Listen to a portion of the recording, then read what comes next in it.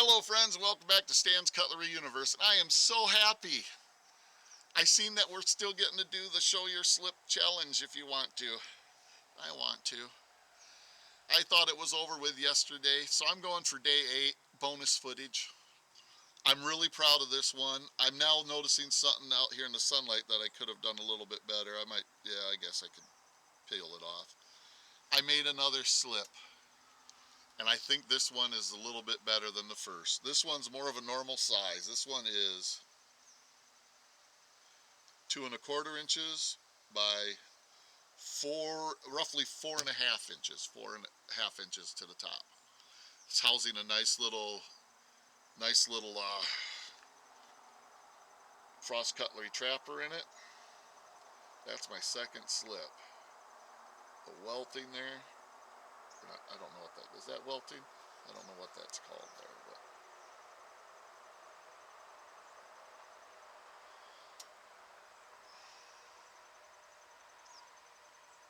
trying to let it get satisfied. But it works pretty good. Then you go whoop whoop whoop whoop whoop. Oh yeah, it's just working really nice. I still got to learn a little bit better, more on how to make that. The top of it's smoother. I tried to round it a little bit, and you can tell there's some rough edges there. But man, I'm super proud of it. And then I'll just show the knife real quick. It's a Frost Cutlery. Hallelujah. Christ is born knife. Nice looking piece. You know, nothing super fancy, but it does have half stops, and it is a nice knife. Just your standard 4 1/8. Beautiful green bone. Like I said, I really like that they put the extra stuff. I probably won't carry this too much longer. Just kind of using it to stretch the leather here so that it fit right. But yeah, just a really nice snug fit. And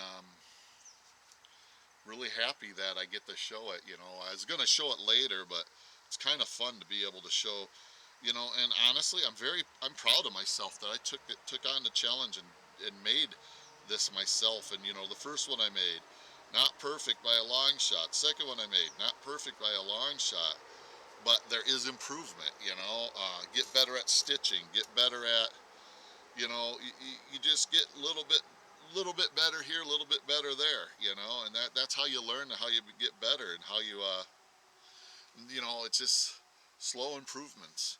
Man, like I said, I'm just truly proud of this. You know, it's not perfect, but man, you know, it's pretty cool. The basics of making a slip, how do I want to put it? It's pretty simple. Not to be rude, but the basics of it on paper is pretty simple. The application of it, at least for me, is the difficult part. I have to tell myself constantly in my head, slow down, you know, slow down, because I get to the point where I'm like, I want to get going and shoot on this one. One of the stitch sides, I was about halfway up, and I pulled the wrong needle through first. And I caught it. Thank goodness I caught it, because something looked wrong.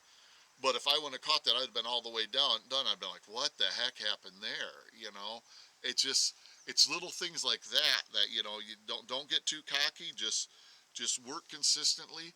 Take your time. Cutting's another one I have to get better at, taking my time. I get excited. I'm like, well, I got a steel rule down. I'll just go right on it. Well, you know what's funny is you're cutting the leather, and you can only hold on like one spot, and all of a sudden you don't realize it, and this ruler's gone from here to just slightly different.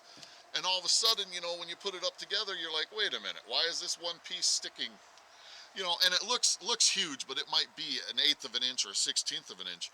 But it's noticeable, and you're like, dude, plus, with that, if you keep doing it, you're wasting leather. You know, it doesn't sound like a lot, but when you waste a strip of leather that long, 1/16 to 1/8 of an inch, and you do it 4 times, what you're at, 1/4 inch to 1/2 inch. You know, that's a lot of leather. And leather, I'm not using super expensive leather yet. In fact, the leather I'm using is, this was a leather scrap. I bought it for like $10. No, it wasn't $10. Yeah, maybe it was. I can't remember. But it was leather scrap. It's like the end of a piece, you know. So it's oddball. I think this one measured out to like 10 by 14 or something like that. Is an oddball size, but I thought for the price, if I screwed up, too badly I wasn't gonna go, oh my God, I just blew $30. You know, as I get better, I'm gonna buy better leather, which will give me better quality leather. But man, I tell you, even at that price, in my opinion, what a beautiful piece of leather right there. You know, just to me, it looks good. I don't know. I might be way off. Who knows? But thanks for looking at it with me. Thanks for checking it out. It does work well. You squeeze and she comes out. That tells me I hit it. I did good, because that's how a slip's supposed to work. And again, I forgot to say this, JC at JC Mountain and Jar and Thomas at That Pocket Knife Guy. Thank you.